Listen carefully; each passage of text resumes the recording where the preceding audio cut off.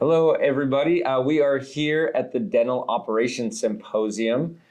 First time ever with this event. It's excited to be here. And we are with one of the speakers here. This is Bonnie Thompson. She's been so kind to give us a few minutes. And we're doing kind of a Cliffnotes version of the event so that those that aren't here who might want to attend it in the future can kind of get an idea of what it's all about. So Bonnie, to start, if you don't mind, just give us a quick summary of like your background in dentistry, kind of where you've come from, what you're doing today, just so everybody kind of knows who you are. Sure. I started off in dentistry at 16 years old as a dental assistant chairside. So this marks my 36th year in the profession. I know. Since you were 16. That's Since amazing. I was 16. And I joke that I had no business being handed a suction and some gloves. And I didn't expect to stay in the field a long time. I expected it to be something I did through high school and through college. Maybe I was going to study accounting. But I fell in love with the people. I fell in love with helping patients as a dental assistant and then being able to help the office support staff make a patient visit that much better. And then as I got my accounting degree, I was like, well, I don't really just want to go run tax reports and things like that all the time. But I loved putting the pieces together so I could read a financial statement or I could read what was going on in the office and then communicate that back to the doctors and help make those things more successful. And now my passion is teaching more people to be passionate about the field and the people. That's amazing. Yeah. And what organization do you work with right now? I am the COO of Forest Family Dentistry in Austin. Okay, fantastic. Yeah. It's really good. I gotta ask, starting at 16, you must have had like some family member or someone that... No. How? It was such an accident. I was the neighborhood babysitter. I'm the oldest of 5 daughters, and Okay. I didn't want to babysit anymore. So I went to my guidance counselor and I said, you have to find me a real job so nobody can ask me to babysit. And she said, there's a dental office in town. The doctor graduated from here years ago. He hires people from the school all the time. They might just need somebody to like file charts. And back in the day, it was paper charts and I knew my alphabet. So I said, sure, I'll go.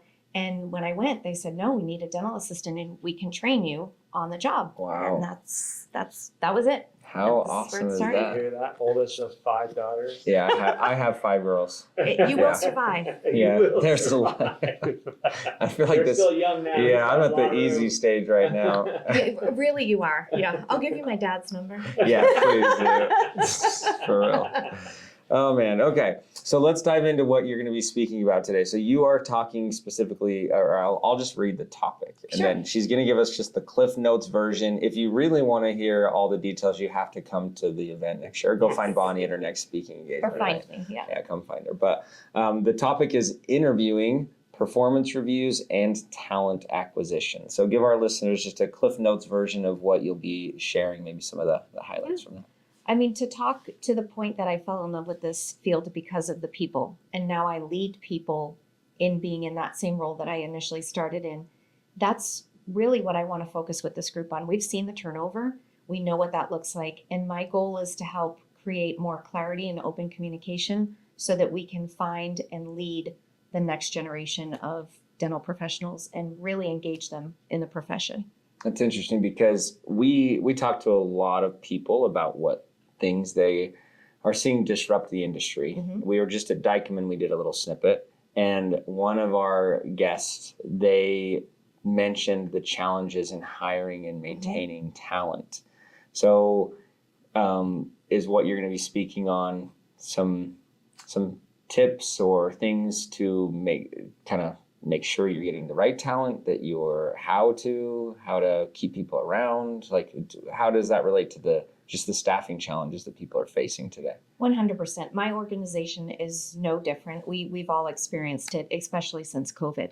I think it's the clarity. It's knowing exactly what type of candidate you want, and being clear with your communication, setting proper expectations so that you understand what that person's expecting from the role, and then also you're giving the company expectations for that person.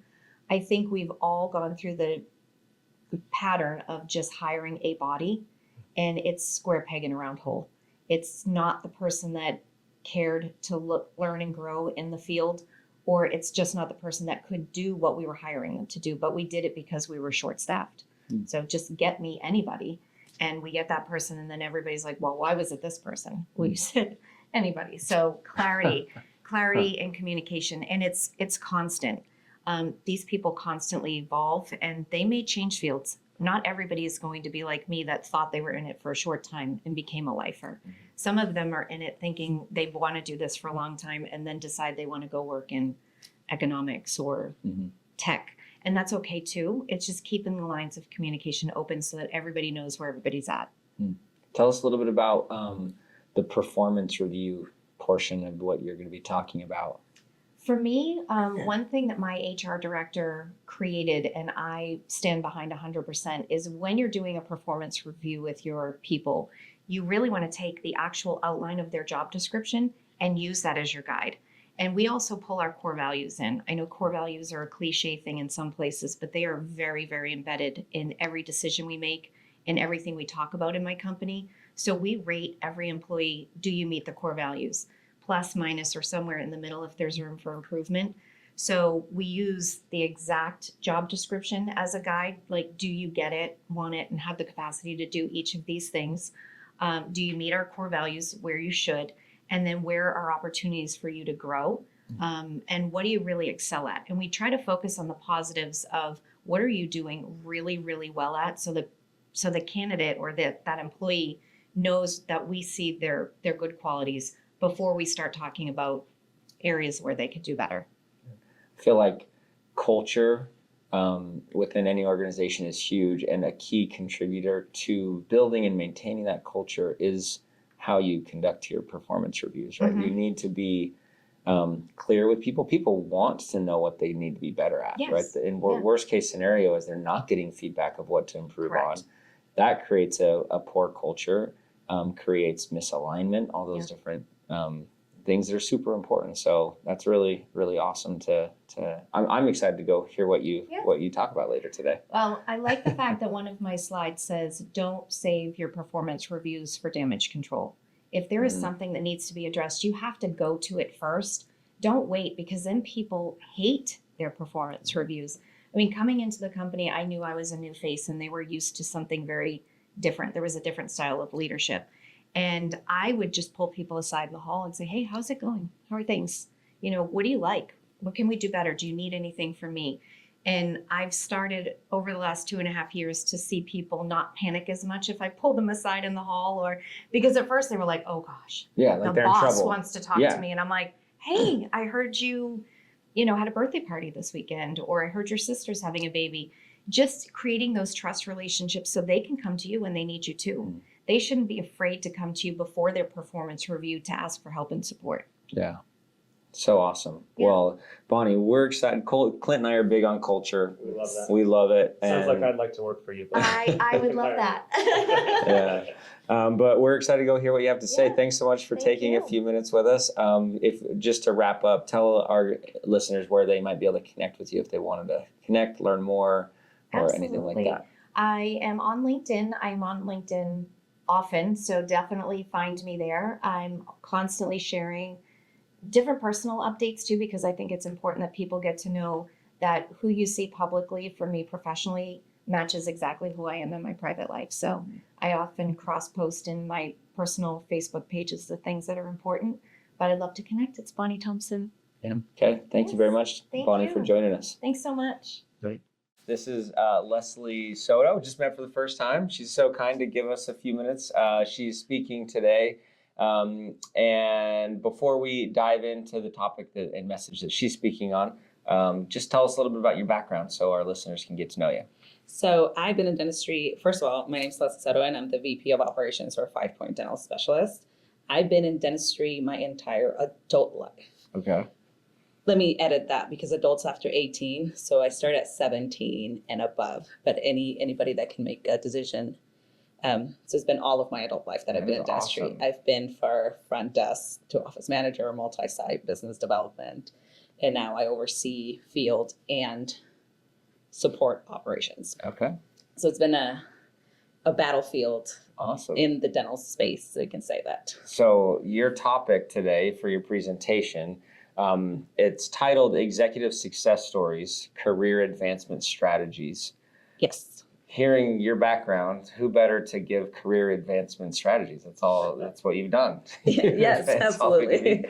So that's awesome. So give us just a Cliff Notes version, some of the highlights of some things that you're going to be touching on today.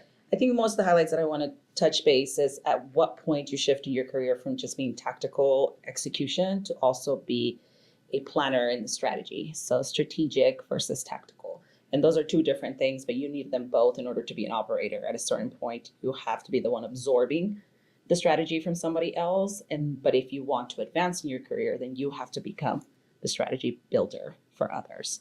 So it's making me reflect, all right, like of my career and growing in different organizations, going that transition from just being like in the trenches with tasks to do to that strategic thinker.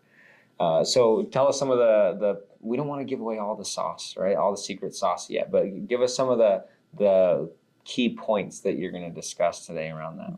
How do you implement from when you absorb a multitasking like in the front desk, and how do you implement those skills that you learn, those soft skills or hard skills that you learn at a very early part of your career, and how you adopt them and evolve them into the next step of your career. And not just your career, but also your personal life and all the experiences that you get to learn from yourself, and how do you apply into the next chapter of yourself. That's awesome. Do you share, are you going to talk about like some of the strategies for like managing people and how to help other people that are in that stage? Is there? I think I mostly want to talk about, the group of people and operators that we have here are your percentage of people that are go-getters, that are very passionate about the industry, that are very passionate about who they are as individuals, that this is not just a stepping stone, this is where they want to be. So I want to talk about more of reflections that I did on myself and how I took it for the next step and what the next vision looked like and how the big picture looked like of me, of Leslie Soto, big picture, and how does that implement into the field that I fell in love with, and how I can benefit and give advice to others, how I can benefit others and build them in the same way that I had to reflect and build myself. I've been grateful and blessed that I've had people throughout my career that I've learned from, and they poured into me. So how does that transfer into other people that want to make this into their next step? Awesome. Going to give back a little bit. Yes. So cool. So for those listening to this that may want to follow you, ask you questions, message you, like what would be the best way for them to get in touch with you or learn more? At the beginning, just make a connection LinkedIn, and then we'll go from there. I love networking. I think networking has gotten us to having this event alone. Like Santosh and I met years and years ago.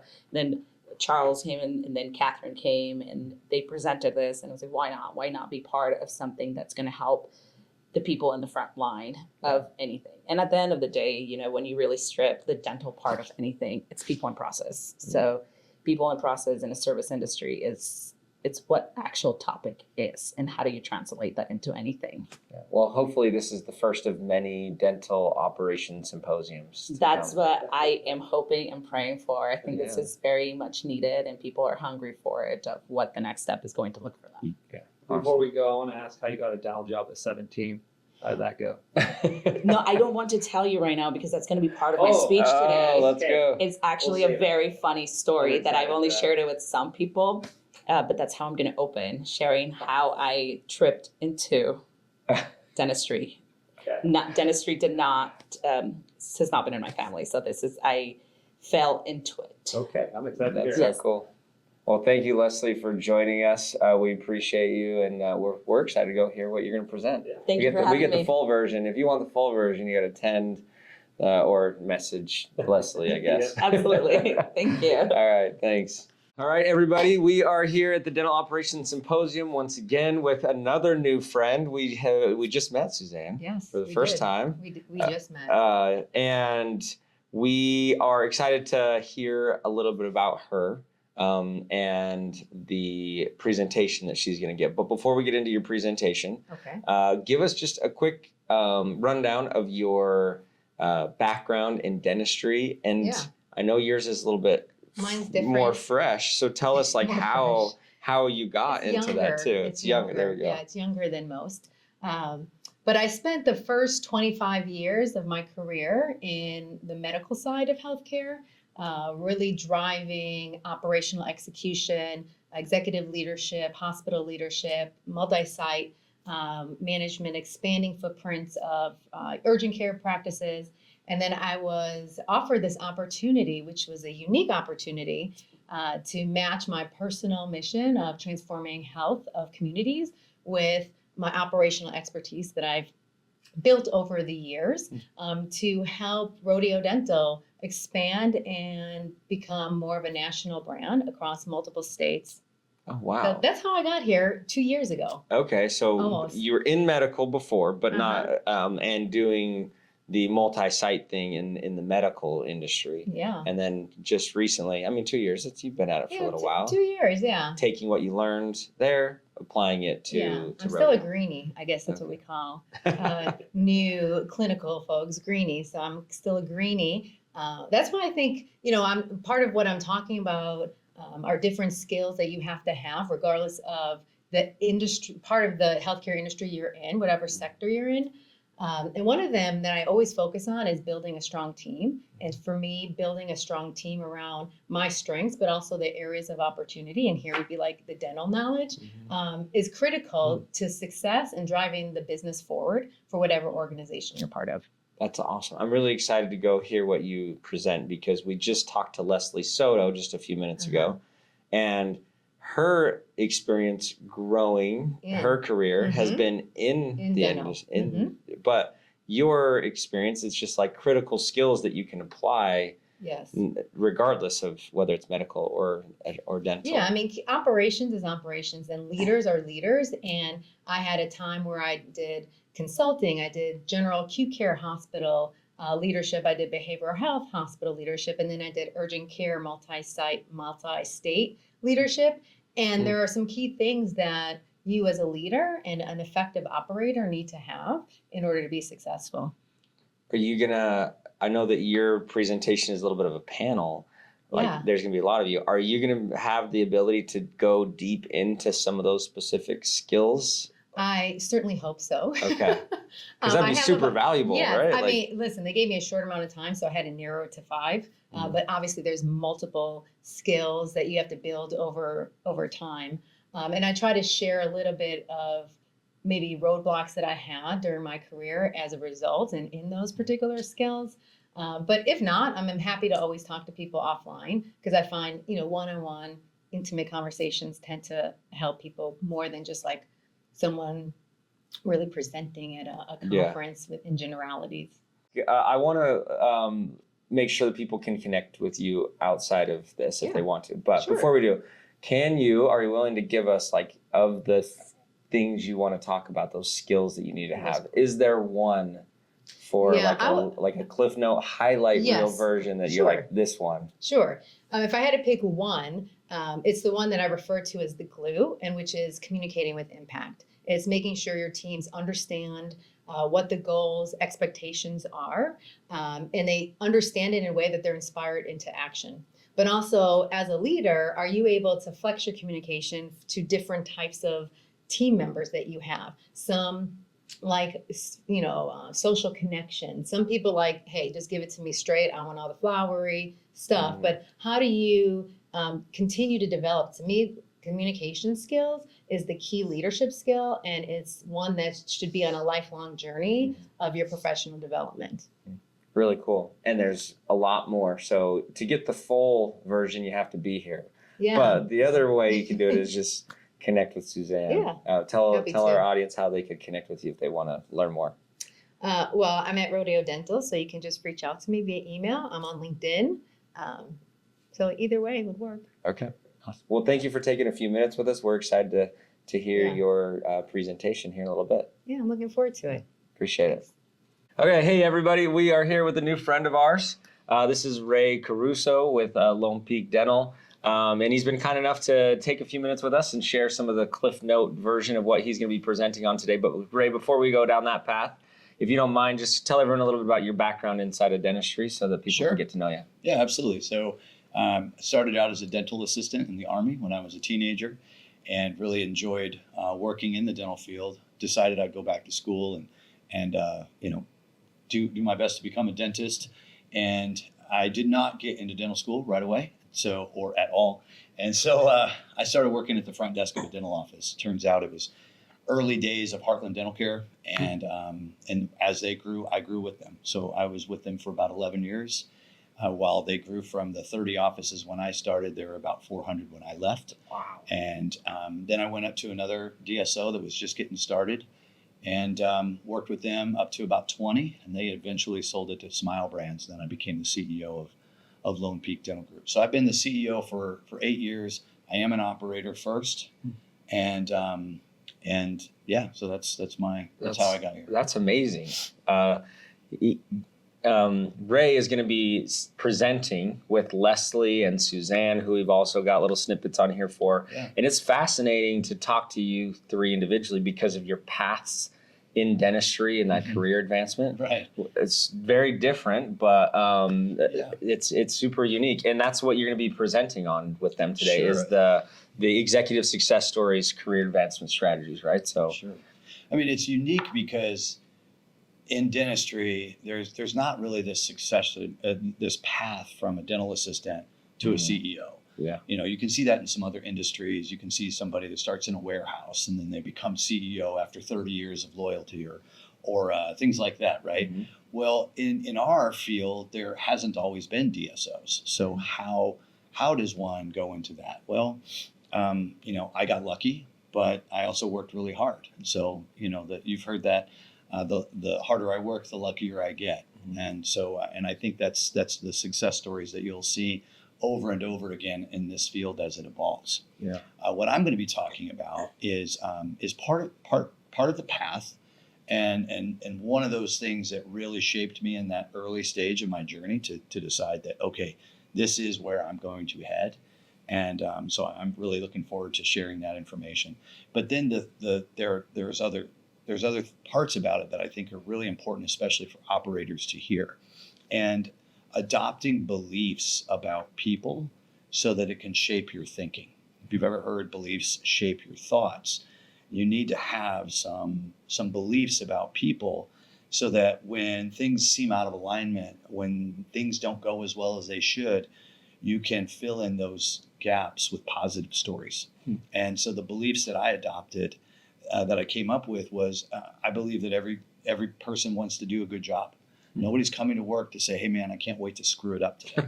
You know, everybody cares about their fellow team member. I worked at the front desk for over a year before I started getting into management. And then I was a dental assistant even before that for several years in the Army. And we cared about each other because you spend a lot of time with each other, and you know them intimately, their spouses and their boyfriends, girlfriends, and all those great things. So you do genuinely care. You don't have to be best friends, but you do care about them. And then the last thing, of course, is that we care about our patients. And I believe that every single team member cares about their job, cares about their team members, and cares about their patients. Yeah.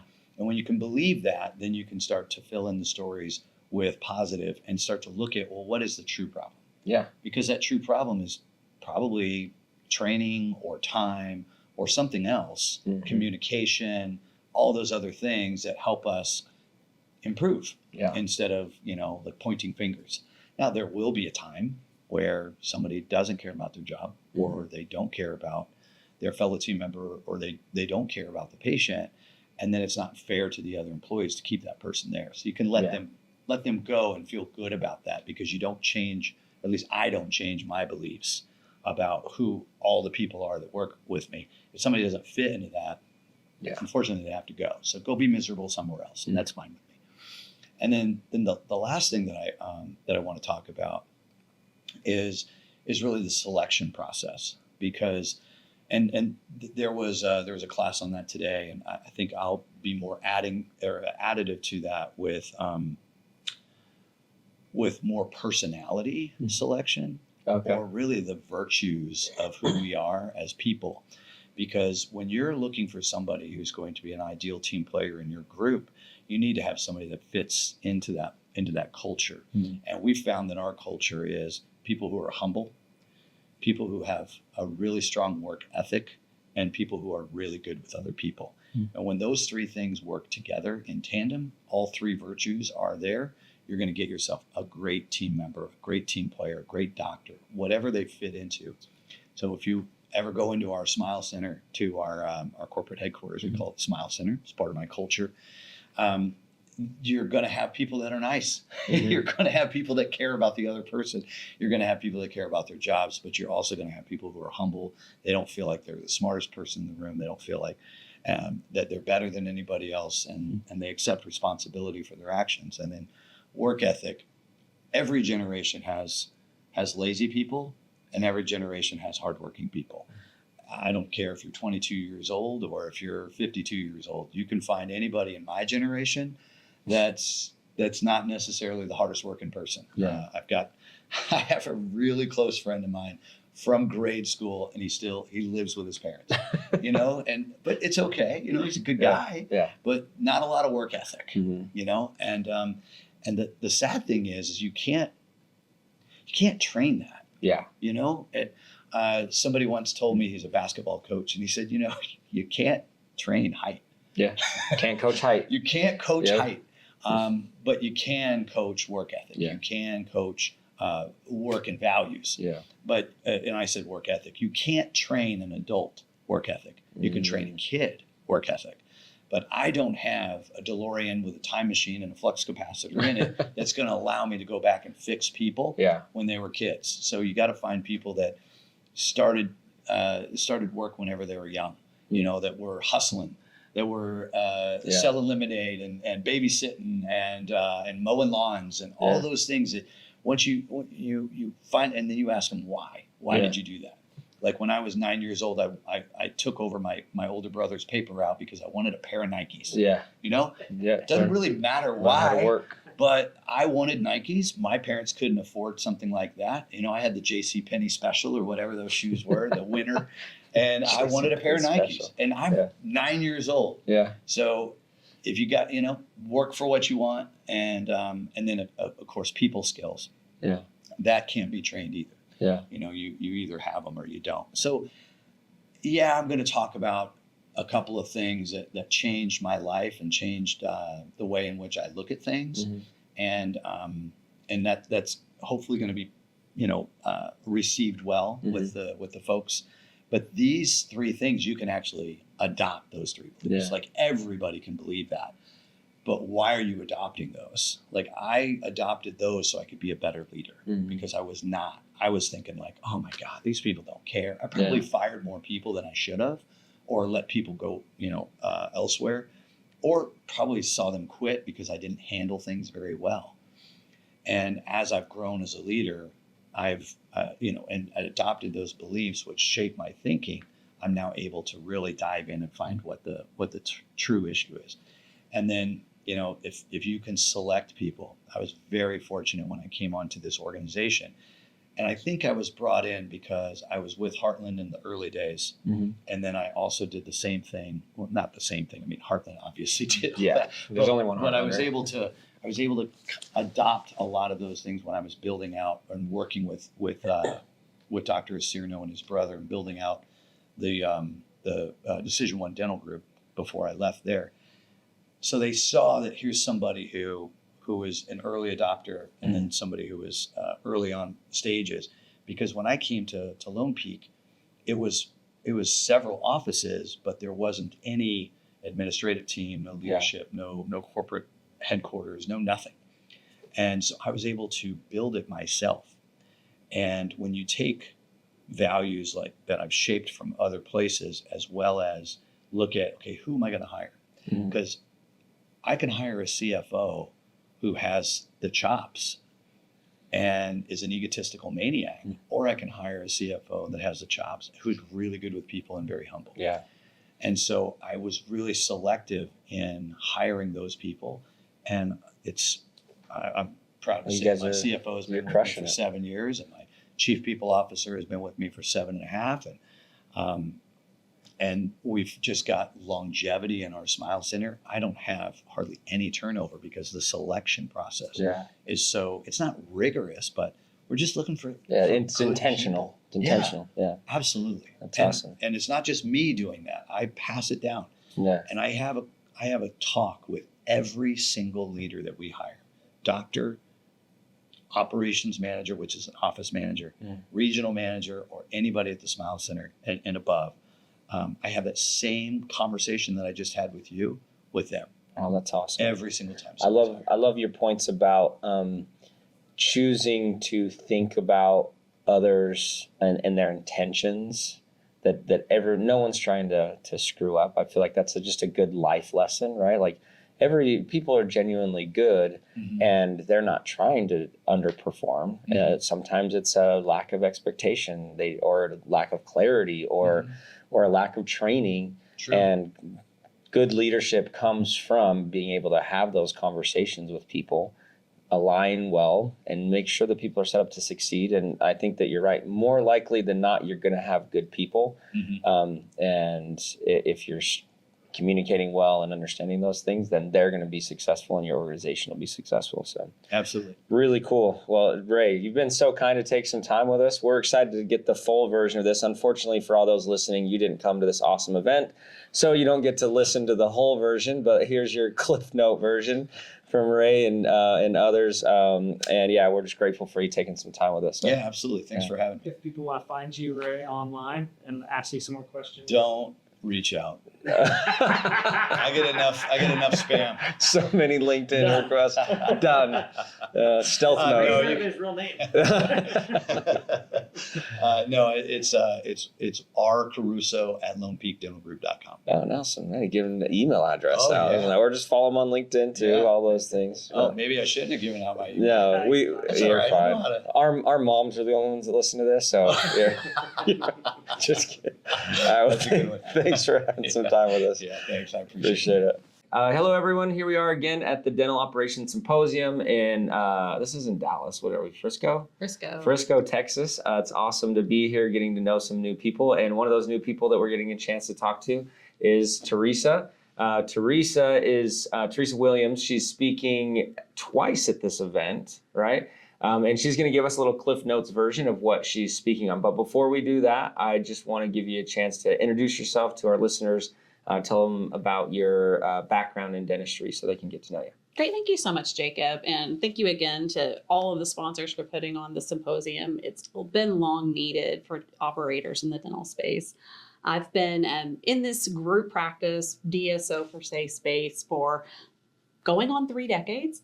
Wow. Always Amazing. in the, I would say, back of the house operations area, procurement, staffing, looking after KPIs, looking after reporting, new office opening, the de novo space primarily. So all the things that go into build it and they will come, track it, make it successful, do it again, rinse, repeat. You've been in all the space where people don't get enough love. Nobody recognizes the Well, hardworking individuals behind the scenes. And I think there's been a lot, and I know there's been a lot of independent evolution of the wheel for those of us that are veterans in this space. I would say up until about 10, 12 years ago, a lot of us didn't know each other. So we all had our heads down. We were building these thriving, successful businesses and creating systems alongside just the people that were around us. You know, seeing a problem, devising a solution, measuring outcomes. And that was happening all across the country. And then there became this resurgence of, you know, the pride in being a DSO and consolidation. So we started, you know, a lot of people that were founders, stakeholders, investors, they started to come together. And most recently, I recognized the need, you know, those people that are working in the businesses that are making it happen day in, day out, we need to minister to their needs. We need to bring them together. And so couldn't be more thrilled to have a conference like this. Yeah. Today I got to speak about KPIs, you know, and I co-presented with Charles Loretto from Kane Waters, who very high in level. And what does our profit and loss statement look like? What's important on it? You know, what does success look like for your business? And taking something like that back to the practices and putting it in front of the rank and file team members, I often found was it would bomb. Was not something they were excited about. They didn't nerd out about it like I did. They definitely They need to. they definitely weren't motivated to let me go do revenue. You know, Yeah. how do you do revenue? You Yeah. know, how do you make that happen? And so what I've learned in my experience with impacting change at the practice level was I needed to make it more palatable. I needed to come up with actionable items that they could look at every day, that we could look at frequently, and they could know what winning looks like. So we broke those revenue component primarily down in the practices to its individual parts, which were number of visits that we're seeing, the care per visit. I don't like to say production per I visit. love in my that point office. she made in that. Um, So you got to tell, Yeah. I know that we can't give all the secrets away in this like Cliffnotes version, but what was the quote that you said about we don't measure production? So we don't care? measure production in our practices or in a lot of practices I consult with because when we use the word production, it definitely sounds like it's a commodity, like we're working in a factory, and as if our employees are machines that are producing an outcome. Doctors, they don't go to dental school because they want to be a machine. They go to dental school because they want to help people. Hygienists go to dental school because they want to help people. And so do, anyone attracted to healthcare. They go because they want to provide care. So we measure care in our office, and in all of our KPI tracking, even if I'm pulling it out of an analytics platform, we're changing that word production to care. That's so cool. And that's a measurement of what we did to help people. We are under penetrated as a market. We have so much dentistry that's going untreated every day, even in areas with high degree of insurance, high degree of Medicaid. They've got coverage, they've got ways to pay for things, still not getting care. And so we like to call it care per visit. We like to measure care in our office. That's something that we find that when we bring that label or that KPI into our teams, they get excited about it. They're proud of what they did how many people did we help today? That's really cool. Number of patient visits, how many people did we help? Which one sounds better when you're at the dinner table with your kids that night talking about what you do for a living. That's awesome. So the second topic, and I don't know if we mentioned this, but the organization that you work for right now, you're the CFO of Dental Express, right? I have a dual role at Dental Express. Okay. I am the CFO and the COO. So that means Oh. I'm identifying, the strategy and what needs to happen for the financial health and wellness for our business. Yeah. And then I'm working with our teams on what the execution is. So, you've got to understand what's happening in the practice, how to pull those levers, and understanding what's happening in the business and where we're headed with that. So, I it's can a only imagine multiple hat situation. the amount of time that you have to spend doing both roles. You're very busy. I would say sometimes it's a time saver. In your mid-sized markets where you have two people in that role, there's a lot of collaboration that has to happen. I don't need to send myself an email or set up a Teams call. I already know where we're going with things, and we execute. That's awesome. Okay.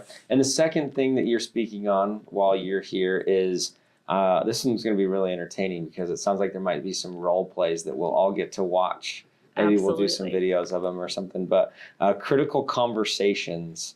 Real scenarios. And I love that Charles has so aptly titled it Critical Conversations. Both Charles Moser and I are coaches in the DSA, Dental Science Alliance.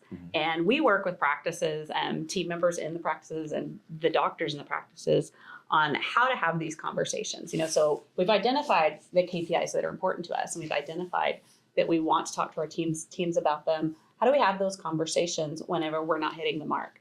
And sometimes we call these difficult conversations. They're critical, but how do we be like the firefighter that wants to run into that burning building and do that and have that conversation? How do we have that confidence and remove fears, remove barriers to those things? And so we're going to talk about that, what those critical conversations are, and then we're going to have some of them with the group in the meeting today. It's awesome. So nice. We were just talking to Bonnie Thompson about their performance reviews, and she's going to be talking about that and how it's so important to be having those critical conversations informally. Sometimes it doesn't, Absolutely. and how important that is. So. I couldn't agree there more. In a performance review should never be the first time that a team member is hearing something positive about themselves. Unless you want a really crappy culture. Yeah, I mean, you want that. It shouldn't be the first time you're hearing what's going well, and it shouldn't be the first time you're hearing, what we'd like to see differently. Yeah. I'm a big fan of daily accountability, weekly check-ins. The more often, the better. I mean, do you think that Caitlin Clark checks in with her score weekly? Yeah. No, she's doing it every minute. You can tell, like when you watch a high performer that performs at a high level, you can tell all over their face if they're winning or losing in that moment. It has nothing to do with what the score is at the end of the game. Yeah. They're looking for their next shot. They're looking to win the next time. And I would say of most of our teams, they like that instant gratification of knowing if we won or not right away. And so making sure that the data that we're getting to them is something that's more instantaneous. It's not complicated, and they have a high degree of trust in the data. Yeah, really cool. Well, that's I mean, I hope we didn't give away too much of the secret sauce in the Cliffnotes version. No but, way. Real quick before we wrap up with you, if you don't mind, tell our listeners how they might be able to follow you or connect with you or just get in touch if they have So more. you can definitely find me through LinkedIn. And, I'm definitely active on LinkedIn. Dental Science Alliance. I do coaching through Dental Science Alliance in addition to running a DSO. It's a passion project that I have. A lot of women my age are in the junior league. I like to coach dental professionals. So come find me. Would love to work with you. Awesome. Well, thank you so much. We're excited to go listen to your next message here in a couple hours. Thanks again, Jacob. Thanks.